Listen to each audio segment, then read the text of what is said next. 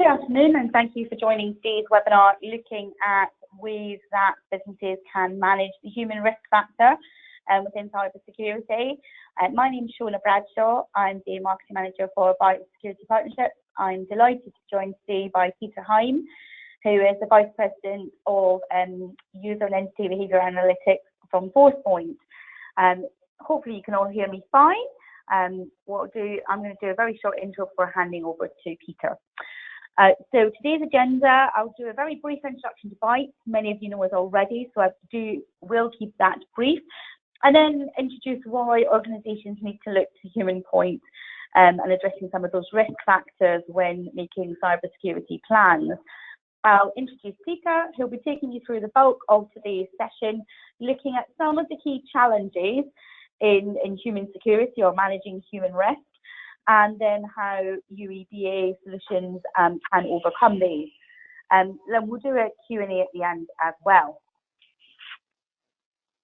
So a little bit of housekeeping for today's session. Attendee lines will be on mute throughout today's presentation. However, we do welcome questions throughout the session, so please do take the time to post those via the chat or the questions box, as we will make sure we address those at the end of the session.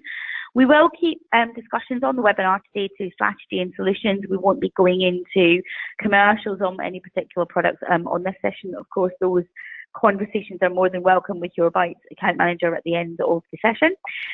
We are recording today's session and we'll make that available after the session for all people that attended. And lastly, just a quick request from me, we do a feedback survey at the end of all of our webinars. Please do take the time to fill that in at the end, just to make sure that these sessions continue to hit the mark and are useful for you. So a little bit about Bytes for you. We are the security specialist reseller within the Bytes Allied Electronics Group. What we aim to do as a company is to marry up the agility and the insights and the personal specialist approach you'd expect from the smallest specialist partner with the resources and the stability of a large global group. So something we're very proud of in particular is the technical expertise that we wrap around the technologies that we work with. And we have a dedicated in-house consultancy and an in-house support team, third level engineers who are responsible for making sure that those technologies are working for businesses. And also because of that, we're then able to, offer great commercial value because we have top tier partnerships with the likes of Forcepoint, who we have a platinum relationship with. So Bytes work across the whole spectrum of information security, from the network next generation firewall area through web and email, DLP, mobile security, and some of the more emerging fields of security such as UEBA and human risk factor management. And that's where we work across. And with all of those areas, what we offer is that specialist support for you in ensuring those technologies are meeting emerging threats, and also then defining, designing and delivering those technologies in a way that will work for your business, so tailoring them to your needs. So why are we talking to businesses around human risk, and why do we think that human risk is increasingly meaning security risk and business risk? Traditional security technologies have blind spots in terms of spotting abnormal behaviour in terms of the ways that humans are interacting with data, and that leads to risks of data being lost, stolen or abused. A lot of the breaches that have happened in the last few years have been rooted in people-based vulnerabilities. Essentially, some of them are preventable had there been methods, tools and procedures in place to look at people in depth and the way that they are managing and interacting with data. At the same time, in the UK and across the globe at the moment, we are facing, as an industry, mounting compliance pressures, data privacy legislation tightening up, and demand from both consumers and businesses and the government on businesses to really tighten up how they are controlling and how they're looking at data. There is protection that's needed for businesses against insiders, both malicious and compromised, and to be able to easily differentiate between what is normal, business-driven user behaviour and what is abnormal user behaviour that may indicate a potential security breach. So we've been speaking and working with Forcepoint on some of their emerging solutions, such as UEBA, which are designed to help businesses identify and protect against the riskiest users within the organisation and in the environment with which you work, whether that be third parties, stakeholders, suppliers, etc., with the view of empowering IT to be able to confidently and quickly investigate and remediate threats and therefore achieve these additional compliance demands and ensure the data is adequately protected. So with that in mind, all that remains for me to do is to introduce Peter. Peter is the Vice President across Europe, the Middle East and Africa of the UEBA products and solution set at Forcepoint. So it's absolutely fantastic to have him on the call due to his specialist knowledge of how these solutions can add value and what he's seeing in the marketplace. We've been working with Forcepoint as a platinum partner for over 5 years due to the fact that they have this unified approach and solution set to securing data which spans web, email, cloud, and human risk. And that's what we're going to be talking to you about today. So I'm going to pass over to Peter. He's going to be talking a little bit more around the scenarios and why human risk is growing and what businesses can be doing about it. I'll come back on the call at the end in order to pose your questions to Peter. Many thanks. Over to Peter. Thanks, Shona. And let me just put it into presentation mode. And I may need to flip this around once it comes up. Bear with me a second. Okay, I'm assuming that's showing okay, Shona, because you haven't told me otherwise. Good afternoon, everybody. Indeed, yes. Thanks. My name's Peter Heim. As Shona says, I'm VP EMEA for UEBA. And in fact, I come from the legacy Red Owl acquisition that took place in August last year by Forcepoint. And in fact, we've been working together with Forcepoint for probably 18 months prior to that. What I'm going to do this afternoon is to talk a little bit about Forcepoint's human point solutions. And traditionally, you will all be familiar with the traditional approach to cybersecurity, which is very much threat-centric, where we know what's good, we know what's bad, but the challenge is always this lack of context and hard to classify, where traditionally we have found, you know, the good classified as bad, the bad classified as good. And this is not helping any of our industries or businesses improve or mitigate the risk and reduce the threats and the issues that we have. What Forcepoint have introduced effectively is a new paradigm around cybersecurity, which is making it behavioural centric, where we can provide context in this grey area in the centre that allows existing technologies and ourselves to make better, smarter security decisions. And this is aligned to what we call our risk adaptive security model, where we're leveraging the behavior of individuals and the risky behavior of individuals into existing technology sets. So first and foremost, we've introduced the risk score from the UEBA solution into our DLP solution, where we can automatically change the policies applied to any individual or group of individuals based on their behavioral risk score. And we'll talk a little bit more about that later.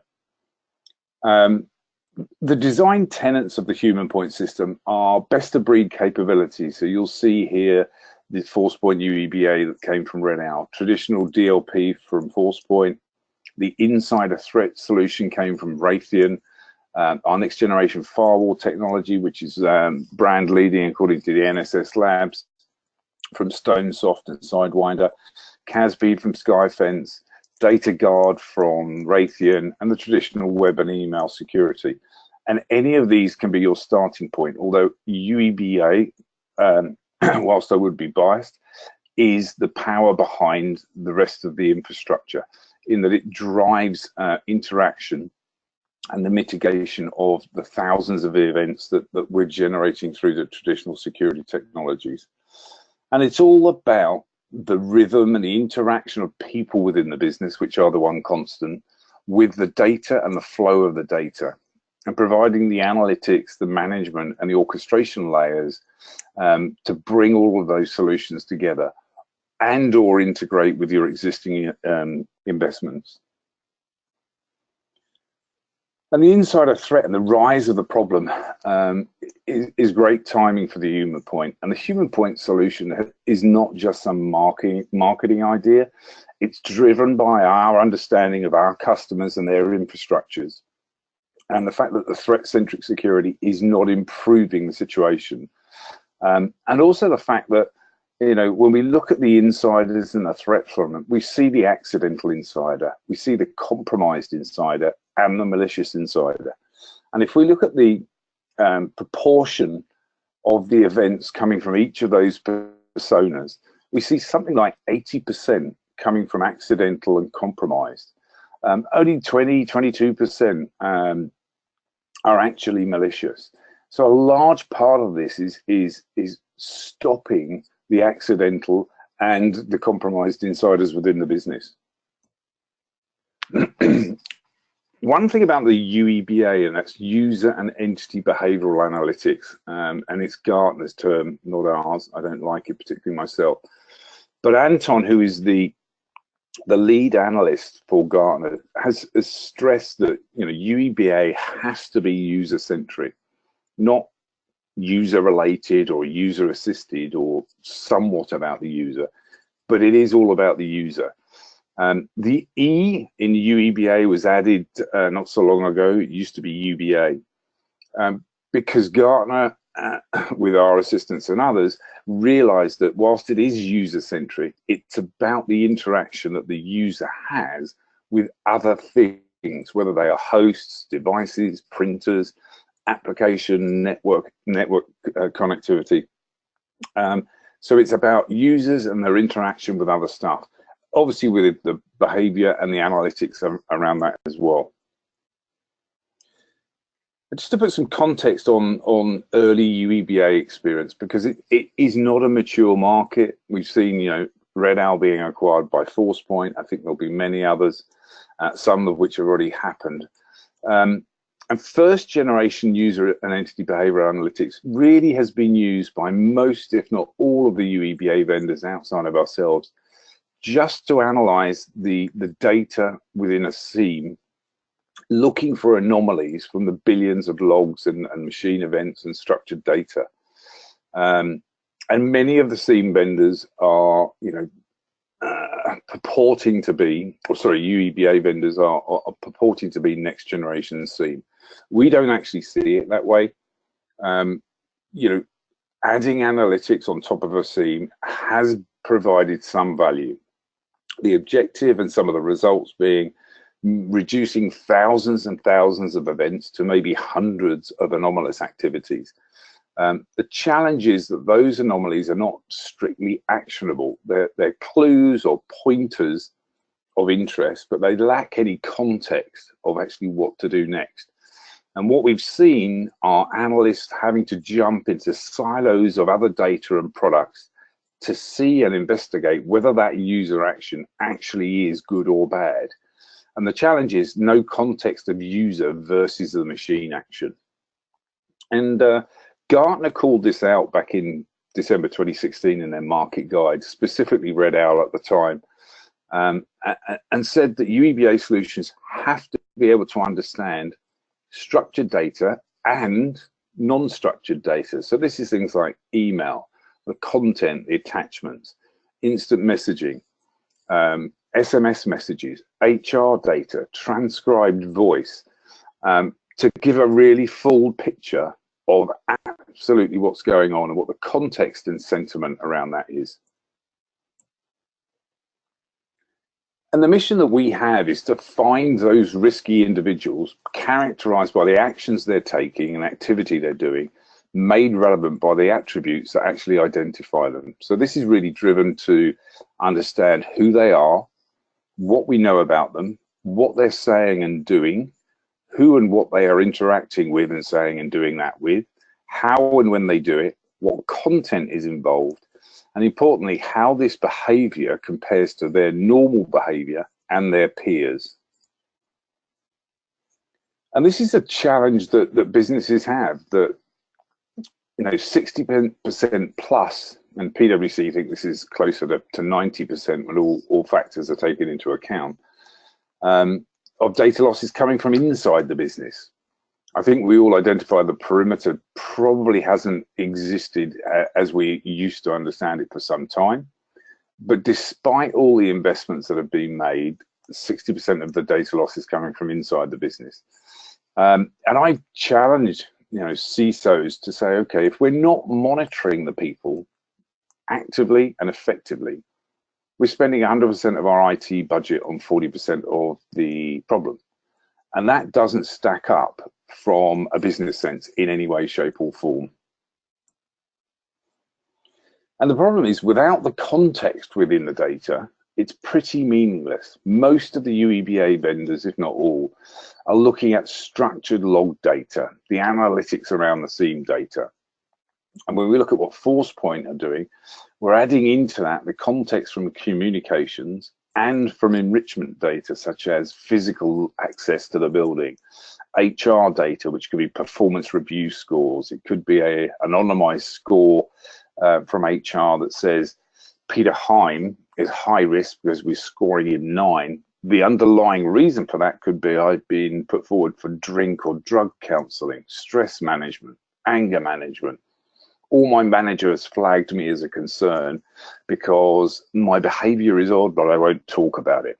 Could be completely innocent, but nonetheless, those scores can be used to drive the focus towards the riskiest individuals within the business.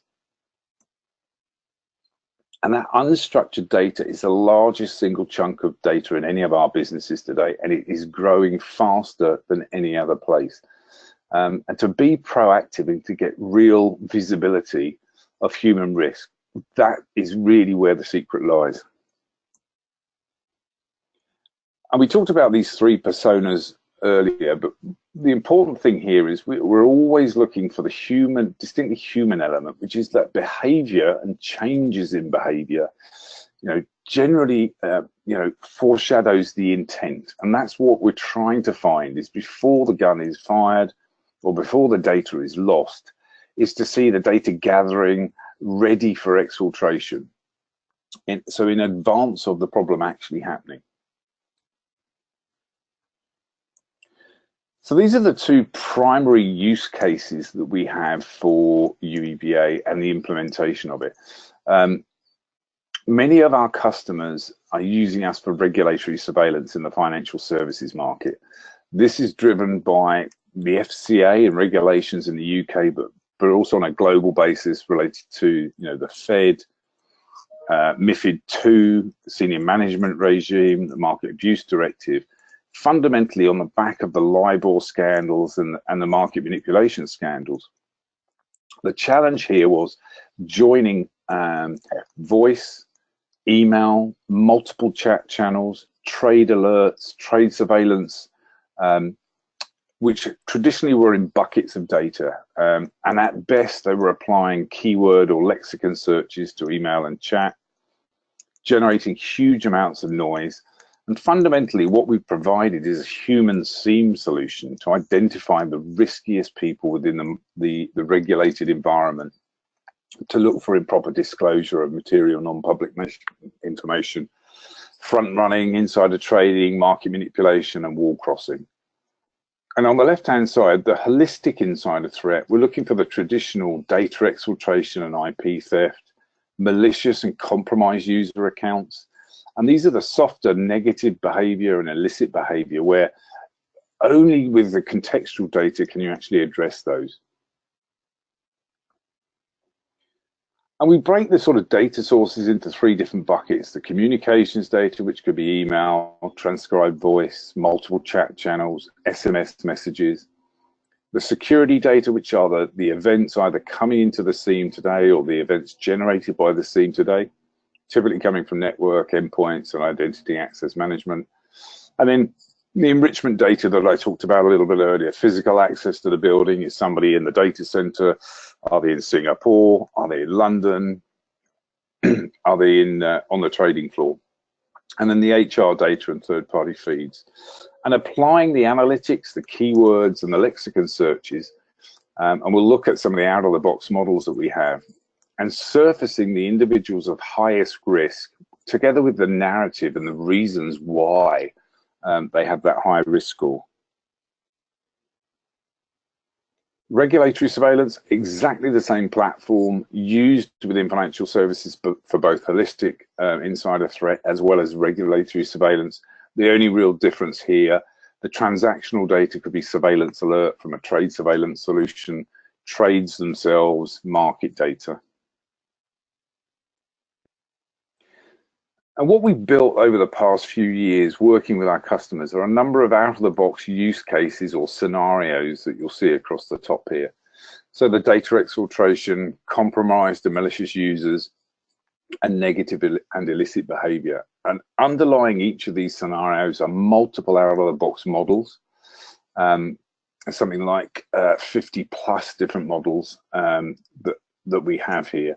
And at the bottom there, you'll see the typical data sources that we would ingest into the UEBA platform to allow us to address those models. We don't need all of those data sources, but probably 2 or 3 from each of those different sets to achieve the output. And similarly for regulatory surveillance, we're looking for market manipulation, insider trading, and conduct risk.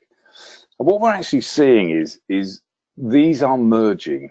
Whether an organization is subject to regulatory surveillance or not, they are interested in negative, illicit behavior, conduct risk.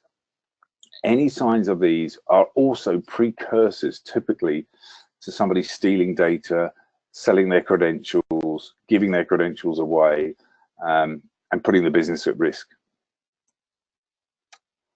And here, fundamentally, at a high level, is what we're actually providing to our customers. On the left-hand side, we provide a stack rank list of individuals of concern with a risk score between 0 and 100, which is based on the scenarios on the right-hand side that we're applying to the monitored individuals. And we provide a comparative score. In this case, Chad has a score of 66. Which is significantly higher than his average over the last week of 27, because we're continually monitoring everybody's behavior within the monitored population. But we're also identifying that the current highest score, the score of 99, is as a compromised user. So the analyst has a pretty good view of it's likely that either his credentials have been compromised, either his behavior has changed dramatically, but he's not compromised, or perhaps he's actually sold his credentials or provided them to a third party, or is sharing them. And at the bottom right, we're always showing a self-comparison, which is the white box. So at the moment, we see Chad is in the 60 to 80 risk box, and we have the ability to compare to any group or department or location. In this case, the investment department in New York. And we can see that the behavior of Chad is significantly different to the 0 to 40 box that he and his peers would normally appear in.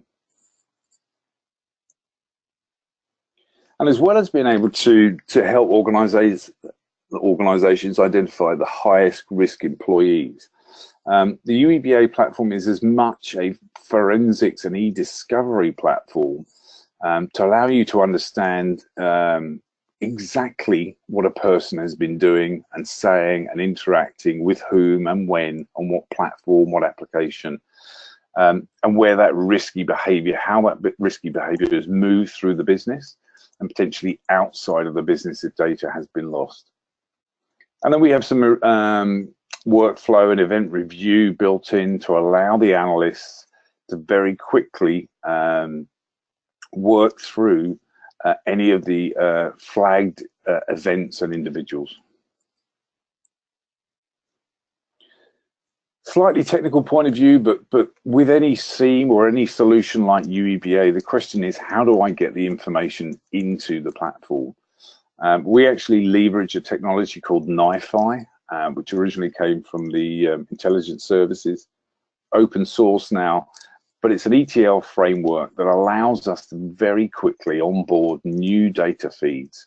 We've already got a library of reusable data flow templates from NiFi to bring in all the typical data sources. But should we have a new data source, NiFi allows us to build it a new connector effectively in hours or days rather than months with the traditional SIEM vendors.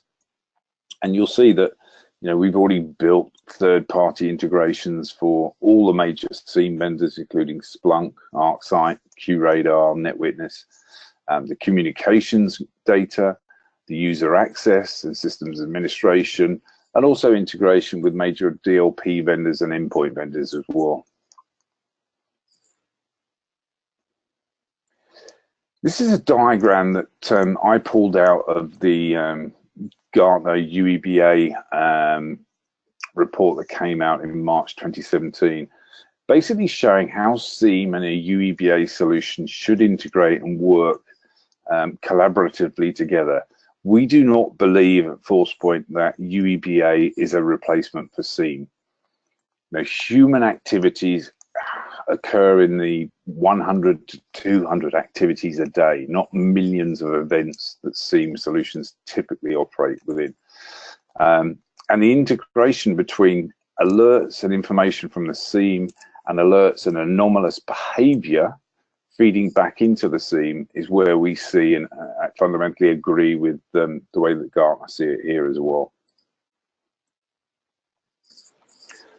So we think the key differentiators for us are really around the unstructured business data plus the communications data. With just structured data, you really are getting 50% of the view. With the communications and unstructured data, you have the ability to see the whole picture and no detection gaps. We're focusing on the behavior, not just the anomalies, and providing the narratives that actually help you understand why that behavior is risky. And then we've got sentiment and natural language processing analysis going on in there as well. We expose in our UEBA platform the underlying data analytics in an easy to use GUI that allows any business to create completely new custom use cases or scenarios with the underlying models and features, and because we're using NiFi, the ability for the customer to also ingest any new data source and provide the in-depth analytics, allowing the investigators to pivot immediately from alert and into forensic investigation as well. I want to talk a little bit now about risk-adapted data protection that I talked about at the start. Traditionally, under the threat-centric approach, everything was binary and black and white. Now, we know that human behavior is not black and white. It is always a shade of gray. And understanding that and leveraging that human behavior and the risk scores associated with that is critical. So the problem we're trying to solve with the risk-adapted protection, if we use DLP as an example, the objective is to protect the important data wherever it resides, and whether it's Forcepoint's DLP, Semantics, Digital Guardian, McAfee, makes no difference. The challenge is always trying to achieve this without frustrating the users because the policies are too strict and it's stopping people doing what they're trying to do legitimately, and or overwhelming the administrators with thousands of alerts, and mistaking the good for the bad and the bad for the good. So what we're doing with the human point and the interaction between UEBA and DLP is taking all of the information that we're feeding into the UEBA solution and the risk score that we're generating, and then leveraging that to, should this entity take this requested action, given the current context, the trust of the entity and your tolerance for risk, and automatically, if necessary, moving that individual into a stricter policy based on the risk score that is coming from the UEBA system. So effectively, the ultimate going, okay, Peter Himes' risk score has gone up to such a level that we're going to automatically switch them into a DLP policy that will block and prevent them doing anything or anywhere in between, and doing that without any human interaction at all.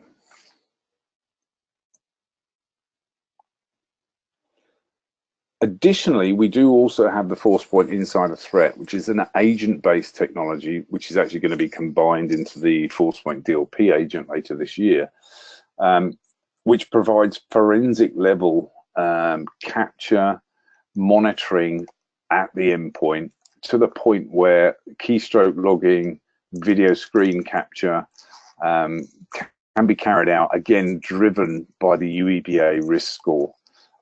Should you want to go down to that level. The other thing to understand is that the UEBA solution is agentless. There are no agents involved at all. We're leveraging and ingesting the data that businesses already have within the organization. So the key thing, again, is the interaction of the people and the flow of the data. So I'm going to flip now into a live demo. So I will stop briefly sharing my screen while I do that.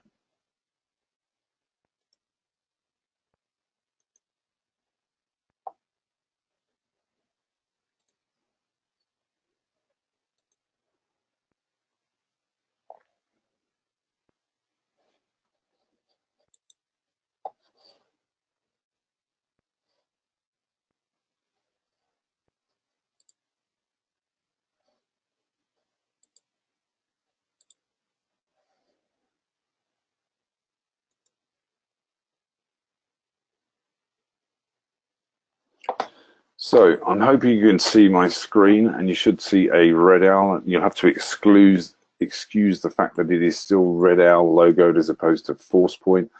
Our next release, which is coming out in a matter of days or weeks, will resolve that, and it will be Forcepoint branded. So here you'll see effectively what we were seeing in the screenshots earlier, where we see Chad Pursley, for example, and we can see, as we saw previously, that the highest risk score that we had for Chad was as a compromised user. With this, we're applying all of the scenarios on the right-hand side to all of the monitored people. You also have the ability to dive into any specific scenario. So I could say, okay, let's see who has the most negative behavior. And in this case, Tony Menard jumps to the top with a score of 82. We can see there's a very large delta between his current score of 82 and his normal and his peers' normal score, which would normally be in the 0 to 20 bucket. So I'll come back to this in a moment, but I'd first like to just, on the Explore page, I can show you let's do this. The sort of data sets that can be ingested into a UEBA application. You do not need all of these. This is just an example of some of the data sets that we might include. So in here, we might have account management data that is coming in, and this operates pretty much like Outlook. You click on the left and you'll see on the right the events. So here we have source file feeds coming in. We have authentication logs that could be coming in from Microsoft Windows or other systems as well here. We have chat. So here, this is where we're getting the context, where we can see this is what is in the chat. We can see the entire chat string. We can, if there's more of it, we can see all of the chat. This is what's being ingested, analyzed analytically, and having the lexicons and keywords associated with it. We might be taking DLP events in from, in this case, Forcepoint DLP. And you can see the red flags here are the features within the model that are flagged against this. And the percentages are the rarity of those for that individual person. Similarly with data movement, this could be coming, this is in fact coming from Forcepoint's inside a threat agent, but this equally could be coming from anything else on the endpoint, whether it's Cylance, Tanium, Carbon Black. We might have database activity. The email, where we're taking the content, the metadata, and the attachments and reviewing those as well. We might be taking malware alerts, in this case from Bitdefender. Network activity, physical activity, badging in, badging out of certain areas from whatever system that you have in terms of the access control. Processes, public records, particularly in the US, there's a lot of open source information. In this case, these are arrest records that are available to be ingested.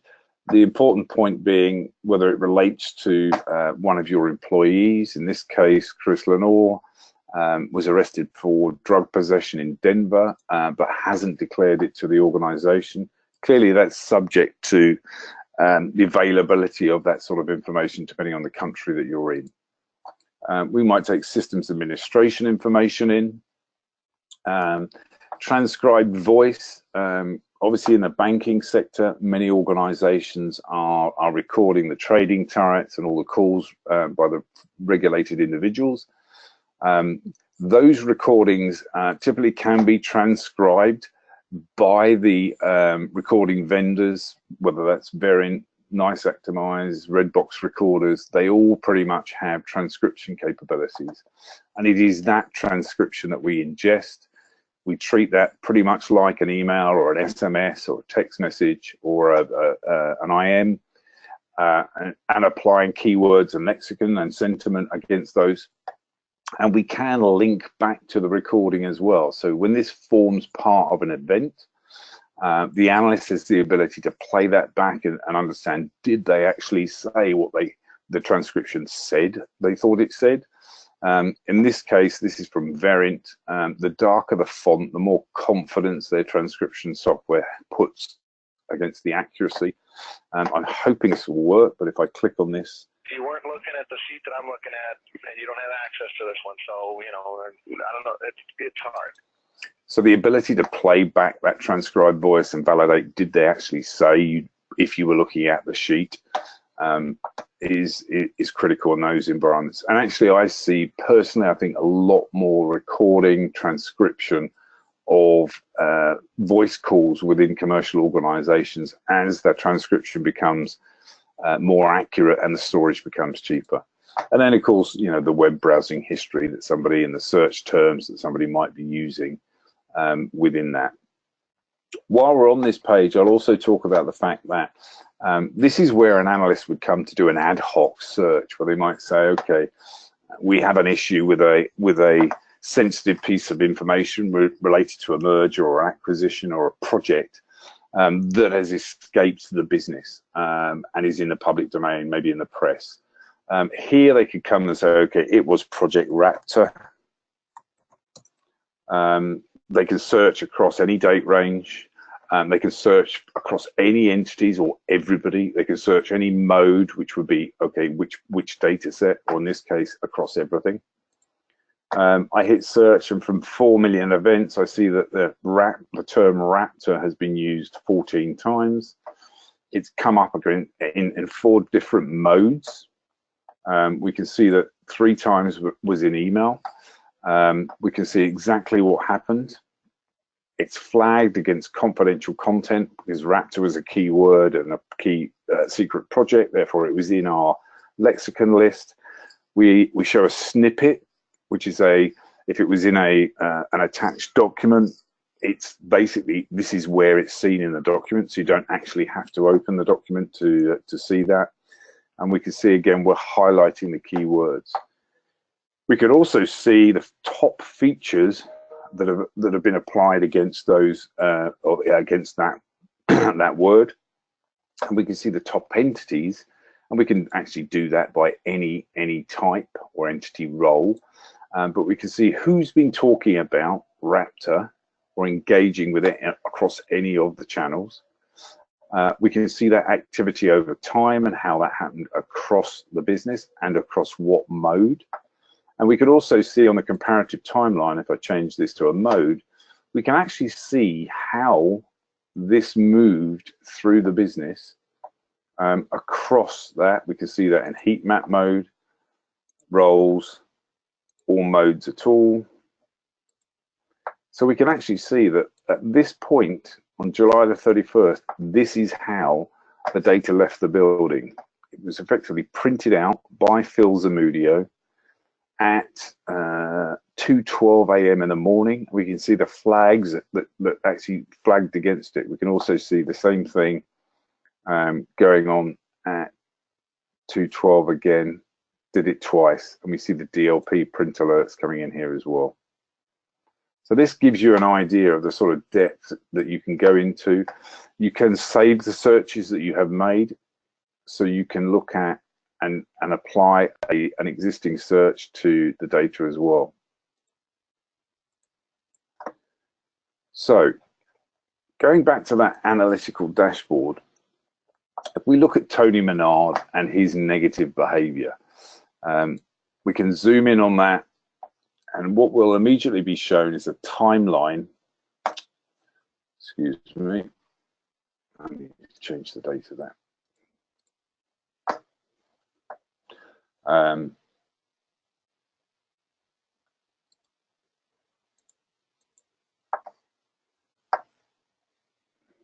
Never work with animals or data.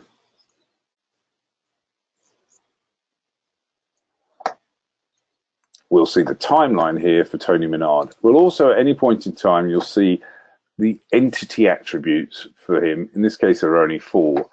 But also, you'll see some of the ability to put specific entity features. So this could be missing background information. In other words, his vetting is not completed. This could be the HR anonymized score. It could be that he's a flight risk. It could be that he's a power IT user. And the value of 9 or whatever that value is leveraged within our analytics. So if we look at this and we see the timeline from 11 p.m. at night all the way through to 7 p.m. The following night, we can look at all of this, or we can filter it down to the more important events. And you'll see as we go through that there's external data movement across the piece. We'll see the overall risk score is driven by these numbers underneath here. We can see that at this point he's uploading, employee documents to Dropbox.com. File copy actions going on, and hello world.java uploaded to Google Drive. The other element at any point in time within any of these events, you have the ability to add notes, either private or public, to other users of the system. You have the ability to escalate and review. This is the workflow. This is completely configurable for each individual business. And you can export or print this data. But equally, one of the important things here is this show context button, where effectively by clicking this, it's going to show us everything that Tony Menard did 12 hours before and 12 hours after this particular event. We can see all of the things, top features that are flagged, that basically successful off hours, physical access and what have you. The top entities that he's engaged with. We can see across all of the channels, and if necessary, we can zoom in and say, okay, let's just take a look at these particular areas. And again, we can look at the comparative timelines as well across all of the modes. So we can see how that actually worked through the business. Equally, we have this review dashboard where, for example, we can say, okay, this particular, we can escalate it, we can close it, we can select for a review. Here again, this is where inside this document, if I was to click on it, it'll show me the Excel sheet, but we know it has this keyword within it that is flagged because it's one of our lexicons. On that point, I'll talk a little bit about the building blocks behind both the lexicons and the analytics. So the lexicons that we have, again, we have a multitude of out of the box. These are effectively single words groups of words, fuzzy logic that we're looking for across all of the modes. So whether that's in an email, in a chat, in an SMS message, we're going to flag and look for those. These can also be domains. So typically, if you have a threat intelligence feed with blacklisted IP address and domains, these will be connected to the UEBA solution. And we would be looking for those, whether somebody sent an IP address in a chat message or an email or a domain name, or went to that particular domain. We have two separate demo instances here. One is for typically more for compliance, but the lexicons in here again are slightly different. These could be in any language. I'm not sure whether we have the languages in here. Yeah, so here we have Arabic, Chinese, Russian. So whatever language lexicons you wanted to input can be done. We have also, we're applying sentiment analysis. So we have positive and negative sentiment lists that we're applying. I obviously won't open any of these because some of them are quite rude and unusual, but these are the sentiments we're applying to all of the communications channels again. And again, you can upload new lists, connect to new domains, sentiments. It can be Lucene, RQL. So the next building block on top of the features are, or on top of the lexicons, are the features. And the features can be pretty advanced in terms of, we have this query language where we're looking for, in this case, communications with a monitored researcher. Create this feature, make it active, and you can see here the models that this particular feature is applied to. Just go back into the InfoSec one. And these features can be numeric, they can be lexicon-based, and or time grouping based. And the features are the building blocks under which the models that sit under the scenarios that are applied to the individual. So if we look at, external data movement, we can see that this model has these 7 features enabled within it. And each of the features, the scoring weights for that feature within that model can be individually weighted. And that is where we're exposing the underlying analytics through a GUI that allows me, for example, to create a completely new bunch of features and implement those into a completely new model. And with the NiFi technology, the customer has the ability to tailor and tweak and tune any existing out-of-the-box model together with the ability to create something completely custom and new.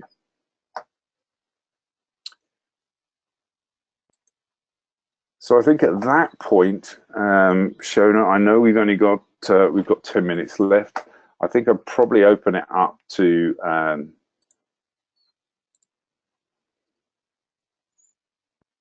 questions. I don't know whether we have any on the line or not. Okay, so just want to prompt anyone if they want to put any questions through, to put them through the chat or the questions box. I will pose those to Peter on your behalf. Otherwise, while you merrily type a few questions, hopefully, I just want to thank you all for your time in attending today. We do appreciate it is difficult to take time out of your very busy schedules to attend these updates. We do appreciate it. And also, on a similar vein, to thank Peter for his useful, concise, very detailed insight into the world of UEBA. So I'll just give it about 30 seconds for anyone else to pop anything down that they feel interested in, anything they'd like to ask, etc. And please do type those into the question section, and I will pose those to Peter. Just give it a few seconds, otherwise I will wrap up and thank you all for your time. And again, in conjunction with Bytes, we're more than happy to schedule one-to-one follow-ups with you to go into more detail, should you so wish, or give you a more in-depth demonstration. Obviously, a lot of people are loath to expose their questions to the broader audience in this, so we're just very cognizant of that. So I don't have any questions yet, so I'm going to wrap up. Thank you very much for the time. And if you could possibly, you just take 2 seconds before the end of the webinar, just to drop some feedback from myself and for Peter, that would be absolutely fantastic, so we can make sure these sessions continue to be informative. Thanks everyone for the time this afternoon, and we hope to welcome you to future security update on a relevant topic soon. Many thanks.